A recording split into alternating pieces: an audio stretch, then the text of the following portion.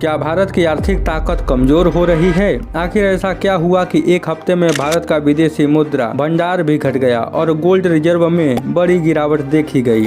क्या यह किसी बड़े आर्थिक संकट का संकेत है या फिर इसके पीछे कोई और वजह छिपी है? इस वीडियो के अंत तक बने रहिए क्योंकि आज हम आपको आसान भाषा में पूरा सच बताएंगे। भारतीय रिजर्व बैंक द्वारा जारी ताज़ा आंकड़ों के अनुसार 26 जून 2026 को भारत का विदेशी मुद्रा भंडार 672.587 अरब डॉलर से घटकर 666.933 अरब डॉलर आ गया है। सिर्फ इतना ही नहीं, भारत के गोल्ड रिजर्व में भी 5.394 अरब डॉलर की बड़ी गिरावट आई है और यह घटकर 102.536 अरब डॉलर पर आ गया है।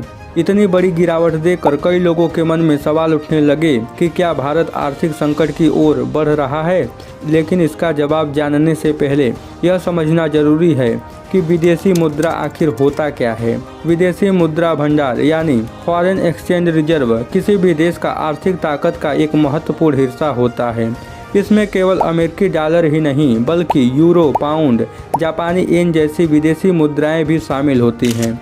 इसी भंडार की मदद से कोई भी देश विदेशी व्यापार करता है, जरूरी सामानों का आयात करता है और यदि उसकी अपनी मुद्रा पर दबाव आता है तो वह उसे संभालने के लिए इसी रिजर्व का उपयोग करता है। यानी यह किसी देश का इमरजेंसी फंड भी माना जाता है। अब सबसे बड़ा सवाल, विदेशी मुद्रा भंडार आखिर कम क्यों हुआ? आरबीआई के अनुसार विदेशी मुद्रा भंडार में सबसे बड़े हिस्से फॉरेन करेंसी एसेट में लगभग 150 मिलियन डॉलर की कमी आई है। इसकी एक बड़ी वजह रही डॉलर के मुकाबले यूरो, पाउंड और येन जैसी विदेशी मुद्राओं की कीमत में उतार चढ़ाव। इसके अलावा फरवरी 2026 में भारत का विदेशी मुद्रा भंडार 728.494 अरब डॉलर के रिकॉर्ड स्तर पर पहुंच गया था, लेकिन उसके बाद वैश्विक तनाव बढ़ा, रुपये पर दबाव आया और रुपयों की कीमत को ज्यादा गिरने से बचाने के लिए आरबीआई ने बाजार में डॉलर बेचे। जब तक आरबीआई डॉलर बेचता है तो विदेशी मुद्रा भंडार में कमी दिखाई देती है। यही इस गिरावट की सबसे बड़ी वजह मानी जा रही है। अब बात करते हैं गोल्ड रिजर्व की। इस बार गोल्ड रिजर्व में भी 5.394 अरब डॉलर की कमी आई है, लेकिन इसका मतलब यह नहीं कि भारत ने अचानक बहुत सारा सोना बेच दिया।